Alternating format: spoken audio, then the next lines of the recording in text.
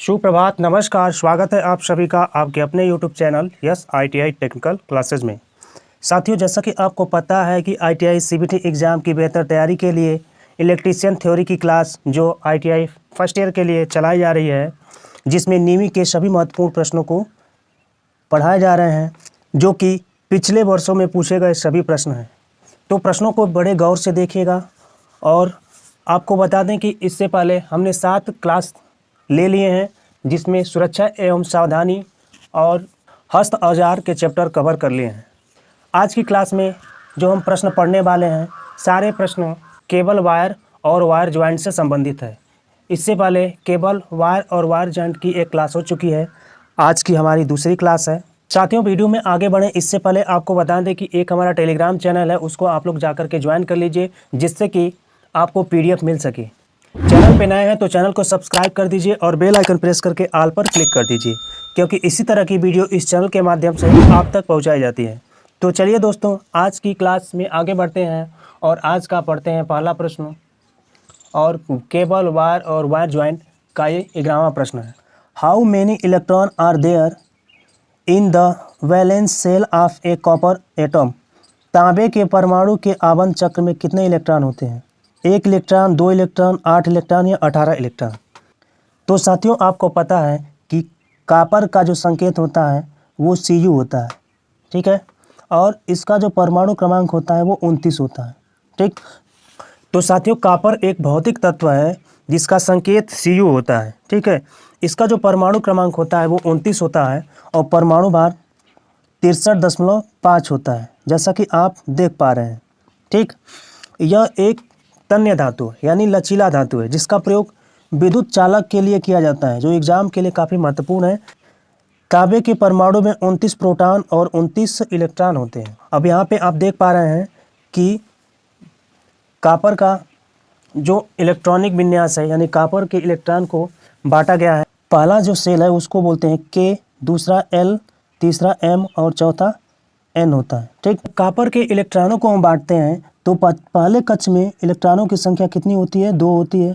दूसरे कक्ष में इलेक्ट्रॉनों की संख्या जो होती है वो 8 होती है। तीसरे कक्ष में 18 होती है और चौथे कक्ष में इलेक्ट्रॉनों की संख्या 1 होती है।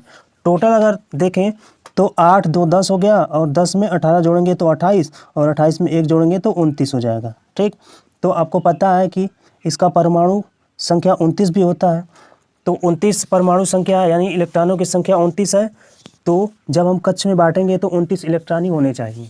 तो पहले कक्ष में अगर पूछता है तो कितने इलेक्ट्रॉन होंगे? 2 इलेक्ट्रॉन है। दूसरे कक्ष में यदि पूछे कि कितने इलेक्ट्रॉन है तो 8 इलेक्ट्रॉन है। तीसरे कक्ष में पूछे कि कितने इलेक्ट्रॉन है तो 18 इलेक्ट्रॉन है। अगर अंतिम कक्ष में पूछे कि कितने इलेक्ट्रॉन तो 1 इलेक्ट्रॉन है। जैसा कि आप देख पा रहे हैं कि यहाँ पे 1 इलेक्ट्रॉन है, ठीक है। तो चलिए प्रश्न को देखते हैं, प्रश्न में क्या पूछा है। तो आबंध चक्र में कितने इलेक्ट्रॉन है, यानी बैलेंस सेल, ठीक है। तो बैलेंस सेल में कितने इलेक्ट्रॉन होंगे? बैलेंस सेल में 1 इलेक्ट्रॉन होगा। ऑप्शन नंबर ए सही है। चलिए अगला प्रश्न देखते हैं। What is the effect of electronic current on neon lamp? Neon lamp में विद्युत धारा का प्रभाव क्या कहलाता है? फर्स्ट है heating effect, magnetic effect, chemical effect, gas ionisation effect.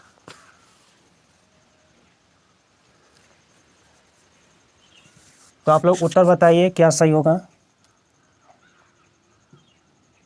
तो चलिए साथियों, थ्योरी देख लेते हैं। विद्युत धारा का प्रभाव क्या होता है? देखिए, किसी चालक में धारा जितना अधिक देर तक प्रवाहित होता है उतना ही अधिक ऊष्मा उत्पन्न होती है। वहीं बात करें प्रतिरोध की, तो चालक में प्रतिरोध जितना अधिक होगा चालक में उतनी ऊष्मा उत्पन्न होगी। बात करें धारा की, धारा की मात्रा जितनी अधिक होगी उतनी ऊष्मा अधिक उत्पन्न होगी। वही करंट के कई प्रभाव होते हैं, जैसे कि तापीय प्रभाव होता है, चुंबकीय प्रभाव होता है और रासायनिक प्रभाव होते हैं। तो ये 3 प्रभाव आपको देखने को मिलते हैं। तापीय प्रभाव क्या होता है? तो जब किसी तार से विद्युत धारा गुजरती है तो तार गर्म हो जाता है, और चालक में धारा जितना देर तक प्रवाहित होता है उतना ही ज़्यादा ऊष्मा उत्पन्न होती है। चालक में प्रतिरोध जितना ज़्यादा होता है उतना ही ज़्यादा ऊष्मा उत्पन्न होती है, ठीक है। धारा की मात्रा जितना अधिक होती है उतना ही ऊष्मा उत्पन्न होती है। वहीं चुंबकीय प्रभाव की बात करें तो चुंबकीय प्रभाव क्या होता है? जब किसी चालक से विद्युत धारा प्रवाहित होती है तो चालक के चारों ओर चुंबकीय क्षेत्र उत्पन्न होता है, विद्युत धारा की दिशा बदलने पर चुंबकीय क्षेत्र की दिशा बदल जाती है। ठीक है। तार को कुंडल में लपेटने से चुंबकीय प्रभाव बढ़ जाते हैं। ये है चुंबकीय प्रभाव। अगला है रासायनिक प्रभाव। तो विद्युत धारा के चालन के माध्यम से विलयनों में होने वाली रासायनिक अभिक्रिया विद्युत धारा के रासायनिक प्रभाव कहलाती है। इलेक्ट्रोड पर गैस के बुलबुले बन सकते हैं, इलेक्ट्रोड पर धातु जमा हो सकती है, विलयन के रंग में बदलाव हो सकता है। तो ये है रासायनिक प्रभाव। ठीक है। तो साथियों, इसका सही उत्तर क्या होगा? तो इसका सही उत्तर हो जाएगा ऑप्शन नंबर डी। तो नियोन लैंप में विद्युत धारा का प्रभाव गैस आयनीकरण प्रभाव कहलाता है। ठीक है, गैस आयनाइजेशन इफेक्ट कहलाता है। ऑप्शन नंबर डी सही है। नेक्स्ट प्रश्न है, what is the unit of insulation resistance, यानी कुचालक प्रतिरोध की इकाई क्या होता है? तो इसका सही उत्तर हो जाएगा option number D, mega ohm. ठीक है। इंसुलेशन के बारे में कुछ और महत्वपूर्ण जानकारियां हैं, जैसे इंसुलेशन प्रतिरोध विद्युत प्रणालियों की सुरक्षा और विश्वसनीयता के लिए जरूरी होती है। इंसुलेशन प्रतिरोध कम होने पर विद्युत प्रणाली काम करना बंद कर देती है। इंसुलेशन प्रतिरोध कम होने के कारण बिजली के झटके लगने का खतरा रहता है। इंसुलेशन प्रतिरोध कम होने की वजह से सामग्री खराब होना, सतह पर धूल मिट्टी जमा होना, पानी की बूंदें पड़ना आदि हो सकती है। इंसुलेशन प्रतिरोध को मापने के लिए मेगर का इस्तेमाल किया जाता है।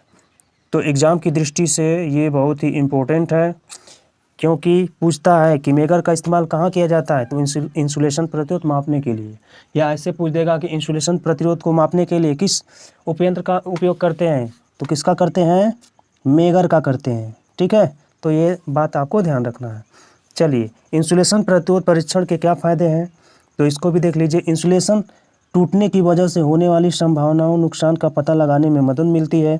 इंसुलेशन टूटने की वजह से होने वाली संभावित खतरा से बचा जा सकता है। इंसुलेशन टूटने की वजह से होने वाली संभावित नुकसानों को रोका जा सकता है। ठीक है। चलिए अगला प्रश्न देखते हैं। अगला प्रश्न क्या है? Which electrical device is course excess current protection, कौन सा विद्युत उपकरण अधिक अतिरिक्त धारा संचरण है? पहला है कार्टिज फ्यूज, दूसरा है पुनः तार बांधने योग्य फ्यूज, तीसरा है मिनिएचर सर्किट ब्रेकर, चौथा है हाई रजिस्टेंस क्षमता फ्यूज। तो इसका सही उत्तर क्या होगा? आप लोग कमेंट बॉक्स में कमेंट करके बताइए। तो साथियों, इसका सही उत्तर हो जाएगा ऑप्शन नंबर बी, रिवाइरेबल फ्यूज, पुनः तार बांधने योग्य फ्यूज। तो आप लोग घरों में देखते होंगे कि फ्यूज लगाते हैं, जिसमें तार को हम क्या करते हैं? पुनः फ्यूज होने पर बांधते हैं। रिवाइरेबल फ्यूज क्या होता है? तो जैसा कि आप लोग घर में देखे ही होंगे, कुछ इस तरह का रिवाइरेबल फ्यूज होता है। तो रिवाइरेबल फ्यूज एक फ्यूज वाहक होता है, फ्यूज वायर होता है। इसे किटकैट फ्यूज भी कहा जाता है। तो आपको ये याद रखना है, रिवाइरेबल फ्यूज को किटकैट फ्यूज के नाम से जानते हैं। यह एक सुरक्षा उपकरण है, इसको भी याद रखना है। इसका इस्तेमाल ओवरलोड और शॉर्ट सर्किट जैसी स्थितियों में सर्किट को तोड़ने के लिए किया जाता है। तो जितने भी ये पॉइंट हैं सबको याद रखना है। ठीक। तो रिवाइरेबल फ्यूज या किटकैट फ्यूज का इस्तेमाल कहाँ करते हैं? तो ओवरलोड और शॉर्ट सर्किट में करते हैं। तो किस लिए करते हैं? सर्किट को तोड़ने के लिए। ठीक। जब सर्किट में ओवरलोड हो जाता है या किसी कारण शॉर्ट सर्किट हो जाता है तो क्या करता है? परिपथ को ब्रेक करता है, परिपथ को तोड़ने का काम करता है। ठीक है। रिवाइरेबल फ्यूज के बारे में कुछ महत्वपूर्ण जानकारी है, जैसे रिवाइरेबल जो फ्यूज होता है समय धारा विशेष पर काम करता है, यानी धारा के विलोमानुपाती होता है। जब फ्यूज में धारा का प्रवाह निर्धारित मान से ज़्यादा हो जाता है तो फ्यूज पिघल जाता है और उड़ जाता है। एक बार फ्यूज उड़ जाने के बाद इसके घटक को बदलकर दोबारा इस्तेमाल किया जा सकता है। जैसा कि आप लोग घरों में फ्यूज बदलते हैं तार लगा करके। आमतौर पर फ्यूज के तार में शीशा और एल्युमिनियम का इस्तेमाल किया जाता है। ठीक है। आप लोग कॉपर का भी यूज कर लेते हैं। पुराने घरों और छोटे बिजली सिस्टम में इसका इस्तेमाल किया जाता है। ठीक है। फ्यूज से जुड़ी कुछ और जानकारियाँ हैं, जैसे फ्यूज एक करंट इंटरप्टिंग डिवाइस है। फ्यूज तार सुरक्षा की एक युक्ति है। फ्यूज तार टीन और लेड की मिश्र धातु का बना होता है। तो ये एग्जाम में आता है, तो इसको आप लोग को याद रखना है। ठीक। फ्यूज तार के मजबूत प्रतिरोध व कम पिघलने के कारण इसका इस्तेमाल किया जाता है। अब ऐसा फ्यूज मत बांध दीजिएगा कि कितना भी करंट दौड़े वो फ्यूज ही ना हो, पिघले ही ना। तो फ्यूज लगाने से भी कोई फ़ायदा नहीं, बेकार है। आपका जितना भी घर में सिस्टम है, पंखा कूलर फ्रिज सारा जल जाएगा, लेकिन आपका फ्यूज नहीं उड़ेगा। तो फ्यूज को भी लगाने का एक तरीका होता है। चलिए अगला प्रश्न देखते हैं, which type of joint is use for extending the length of conductor in overhead line. सिरोपरी लाइन में चालक की लंबाई बढ़ाने हेतु किस प्रकार के जोड़ का उपयोग किया जाता है? स्कारफेट ज्वाइंट, एरियल टैप जोड़, या ब्रिटानिया जोड़, या वेस्टर्न यूनियन जोड़। तो इसका सही उत्तर क्या होगा, आप लोग बताइए। तो सिरोपरी लाइन का मतलब होता है कि ओवरहेड लाइन। तो ओवरहेड लाइन में यदि लंबाई बढ़ाना है तो किस ज्वाइंट का यूज करेंगे, तो इसको हम बता भी दिए हैं। तो ओवरहेड लाइन में लंबाई बढ़ाने के लिए हम वेस्टर्न यूनियन ज्वाइंट का यूज करते हैं। ऑप्शन नंबर डी सही है, ये है वेस्टर्न यूनियन ज्वाइंट। चलिए, तो जैसा कि आप चित्र में देख रहे हैं, तो कुछ इस तरह का वेस्टर्न यूनियन ज्वाइंट होता है। ये है वेस्टर्न यूनियन ज्वाइंट। तो ऐसे आपको ज्वाइंट करना होता है। वेस्टर्न यूनियन ज्वाइंट तारों को जोड़ने का एक तरीका है। इसका इस्तेमाल तब किया जाता है जब तारों पर खिंचाव तनाव बढ़ने की संभावना हो। वेस्टर्न यूनियन ज्वाइंट को लाइनमैन स्लिप्स भी कहा जाता है। तो ये आपको इम्पोर्टेंट बात ध्यान रखना है, ठीक है। अगला प्रश्न है, विच type of soldering flux is use for soldering aluminium conductors. यानी एल्युमिनियम चालक को सोल्डर करने हेतु किस प्रकार के सोल्डरिंग फ्लक्स का उपयोग किया जाता है?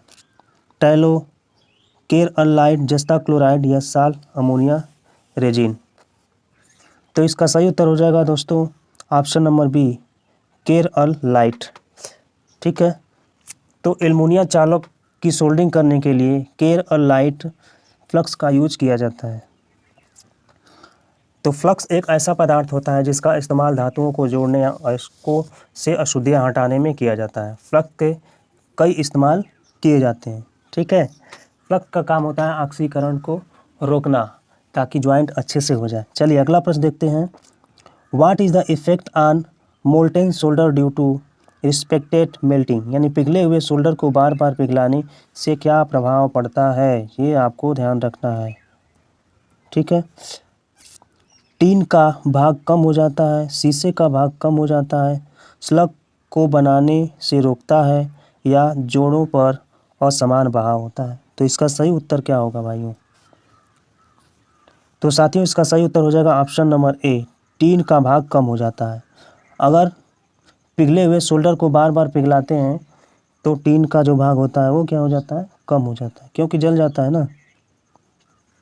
चलिए अगला प्रश्न देखते हैं, प्रश्न संख्या 18 number, what will happen to PVC insulation if cable carries excess current continuously for long period. यानी केबल के पीवीसी कुचालक का क्या होगा यदि अत्यधिक धारा लंबे समय तक बहती रहे?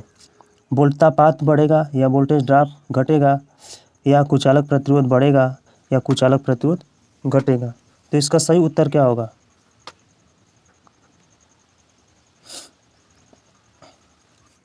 तो भाई लंबे समय तक अगर धारा बहेगी तो क्या होगा, इंसुलेशन रेजिस्टेंस डिक्रीज हो जाएगा, यानी कुचालक प्रतिरोध घटेगा। ऑप्शन नंबर डी सही है। अगला प्रश्न देखते हैं, which method of cable laying is suitable for congested area. यानी केबल बिछाने की कौन सी विधि संकीर्ण क्षेत्रों हेतु प्रयुक्त की जाती है? हवा में रैक, डक्ट पाइप, या भवन के साथ, या सीधे जमीन में। तो साथियों इसका सही उत्तर हो जाएगा option number B, duct pipe. यानी संकीर्ण क्षेत्र है तो वहाँ पे आपको क्या करना है, डक्ट पाइप का यूज करके केबल को बिछाना है। अगला प्रश्न है, what is the name of the part mark X in UG cable. यानी इस भूमिगत केबल में यक्स से इंकित भाग का नाम बताइए। Serving, bedding, armouring, lead sheath. तो चित्र को बड़े गौर से देखिए, चित्र ये है आपके सामने। तो इस वाले भाग का नाम आपको बताना है, इस वाले भाग को हम क्या कहते हैं। तो साथियों जैसा कि आपको पहले बताए थे कि केबल के भाग का नाम यदि याद करना है तो एक ट्रिक है, सिम्बास, सिम्बास, ठीक। यस से क्या होता है, यस से सर्विंग होता है, इसके बाद आर्मरिंग होगा, ठीक है। ये आपका आर्मरिंग है, इसके बाद ये आपका बेडिंग है, बेडिंग के बाद ये आपका मेटलिक शीथ है, इसके बाद यहाँ पे आपका क्या हो जाएगा, ये हो जाएगा इंसुलेशन, इंसुलेशन इधर हो गया इंसुलेशन, और ये हो गया आपका कंडक्टर। ठीक है, तो मेटलिक शीट के क्या यूज़ किया गया है यहाँ पे यूज किया गया है लेड शीट, लेड शीथड। ठीक है, तो इसका सही उत्तर हो जाएगा option number D, option number D सही होगा, लेड शीट। साथियों इसे कहते हैं कंडक्टर या कोर। ये कंडक्टर के ऊपर जो इंसुलेशन देख रहे हैं इसको इंसुलेशन कहते हैं। इसके बाद ये वाला जो भाग है ये मेटलिक शीट है। मेटलिक शीट के बाद आपको देखने को मिलता है बेडिंग, बेडिंग के बाद आर्मरिंग देखने को मिलेगा, आर्मरिंग के बाद सर्विंग देखने को मिलेगा। जैसा कि शॉर्ट नेम है सिम बास, तो ये आपको याद रखना है,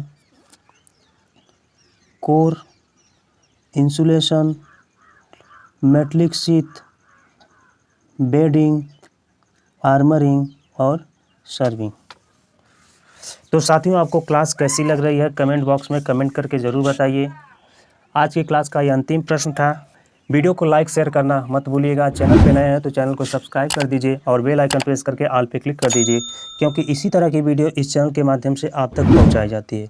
तो चलिए साथियों, मिलते हैं आपसे अगली क्लास में। तब तक के लिए जय हिंद, धन्यवाद।